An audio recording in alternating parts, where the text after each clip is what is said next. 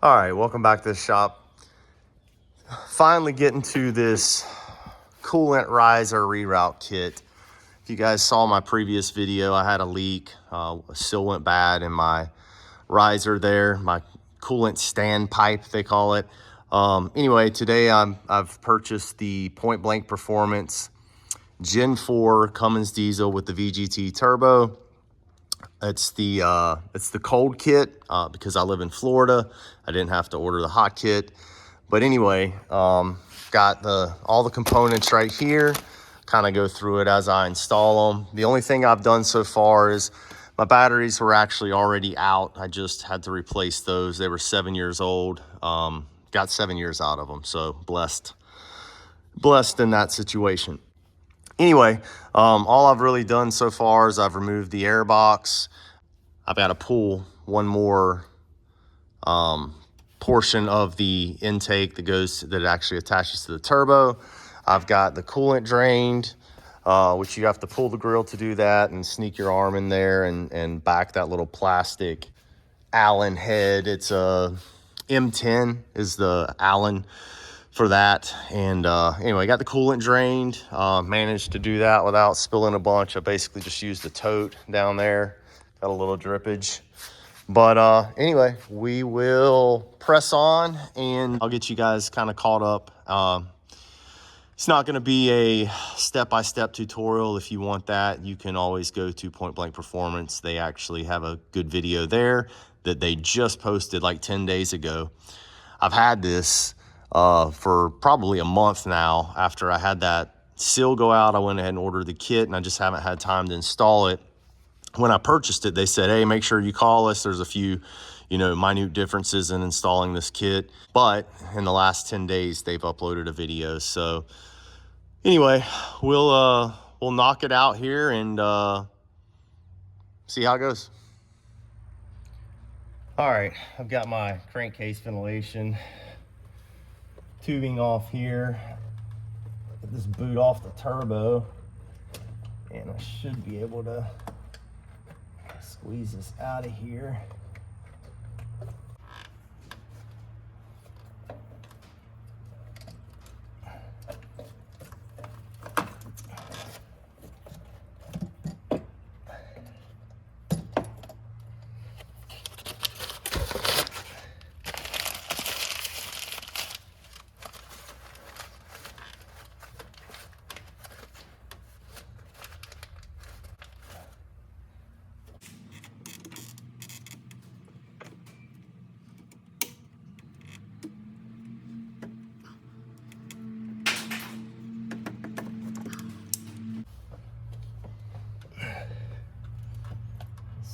Can't catch it.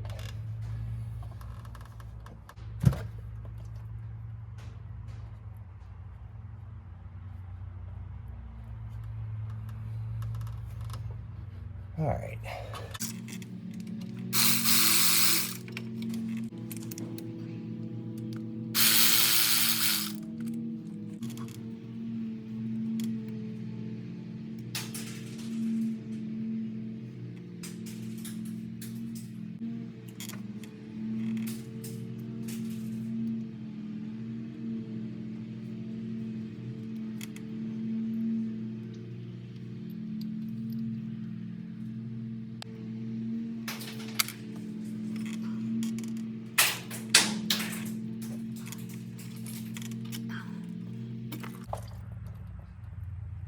Well, I caught most of that,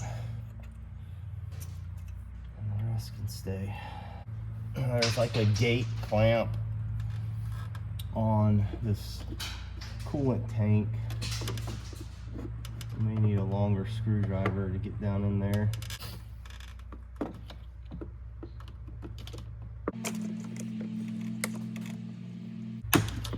That got it. All right.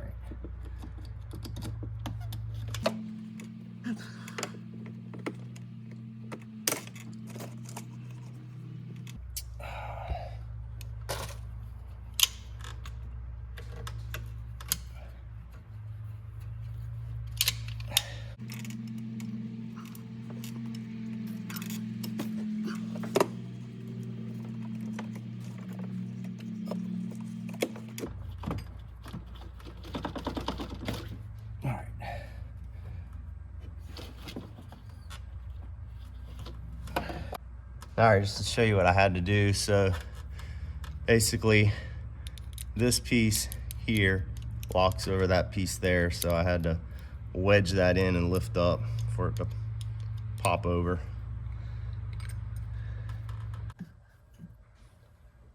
Now I've got to get the turbo banjo bolt out and then disconnect it from the standpipe here.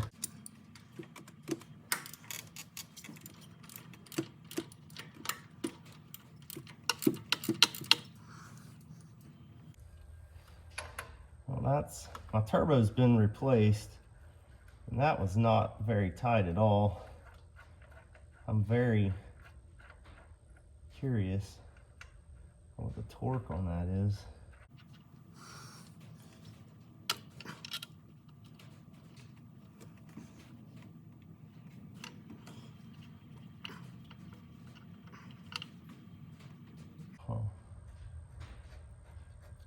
I'm just gonna cap that back off. I believe there's a fitting. I don't know, there's a fitting that goes down in there.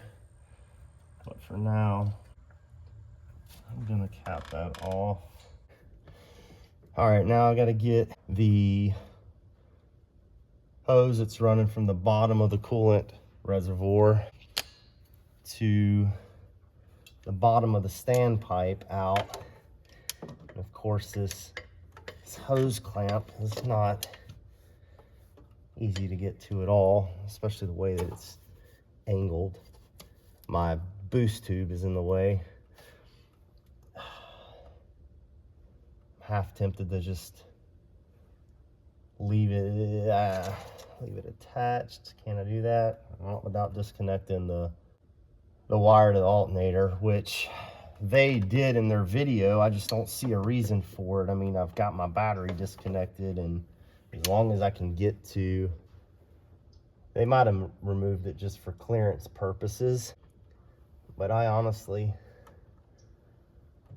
don't think it's in my way, other than my boost tube is in the way for sure. I cannot get, oh, can I? Nope.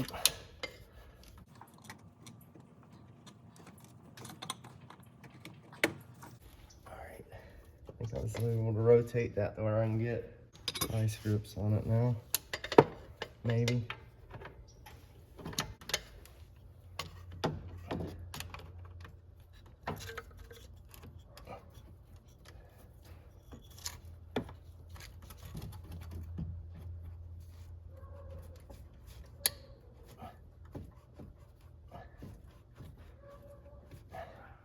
All right, so what you have to do is, instead of pulling up into this kind of this bend, and then obviously the barb comes way up here, you just take the hose clamp and push it down towards the coolant riser, and that frees the hose up. So yeah. All right, guys, I'll give you a look at what I'm dealing with here. In the video, they make this look so easy, but yeah, he says, reach down, give this a pull, and it comes right off. No, it does not come right off. This is a 10-year-old Gen 4, and this hose has never been off. So I'm just gonna take a little curved pick and try to break the seal around this thing.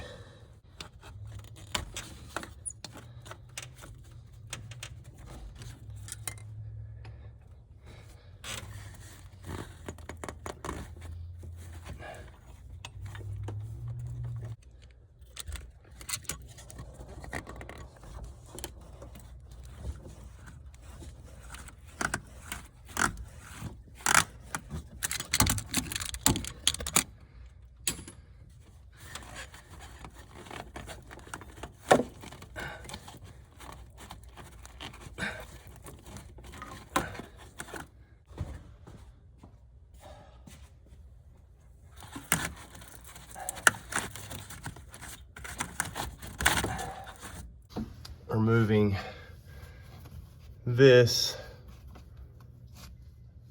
clamp here, which again looks like one of those gate clamps.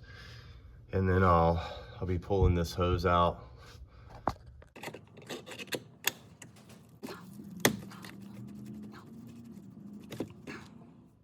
All right, guys, I struggled with that for a bit, but now that it's off, hopefully you can see I'm going down to the bottom of the riser where it attaches to the block, and there's an 8mm bolt there. Got to remove it. You need to hold on to that. Don't discard that bolt. You're going to reuse it for their fitting that goes on. All right, just to give you a view of what I'm dealing with here. So it's that bolt back there, fiddle right there. So I'm having to come in on this side like this with an extension.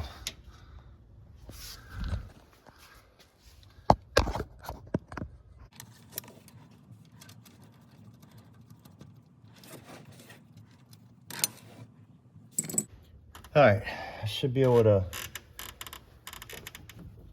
pull this guy out now.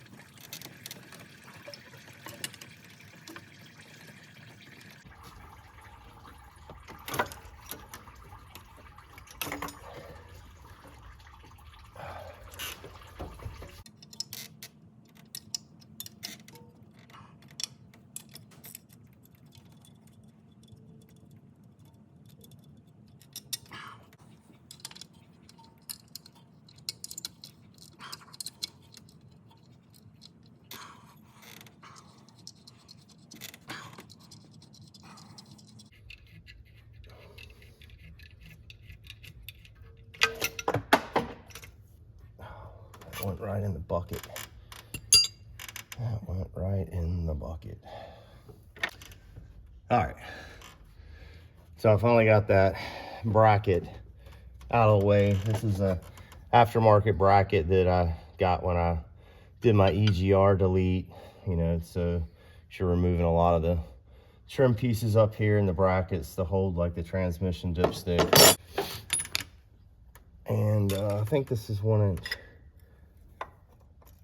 Yep. Let's figure out.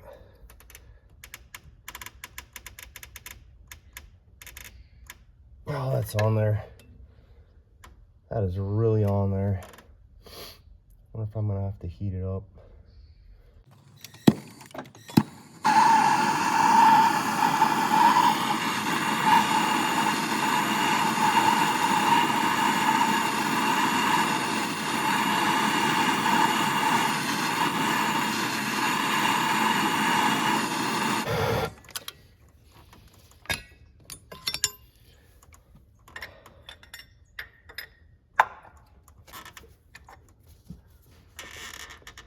Oh yeah.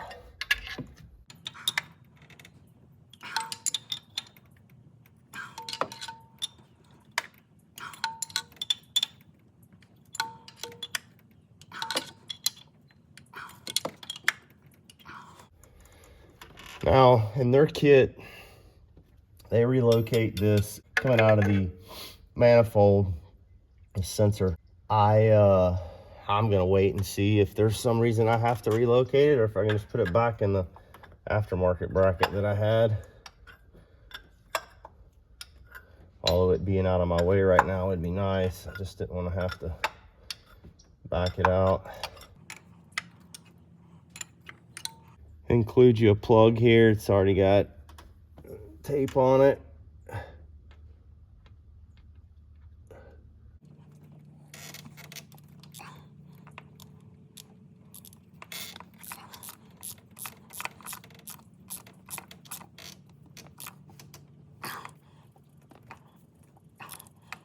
And there's probably a factory spec for that, but just doing good and tight.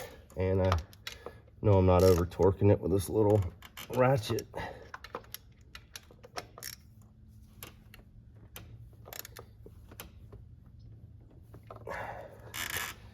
All right.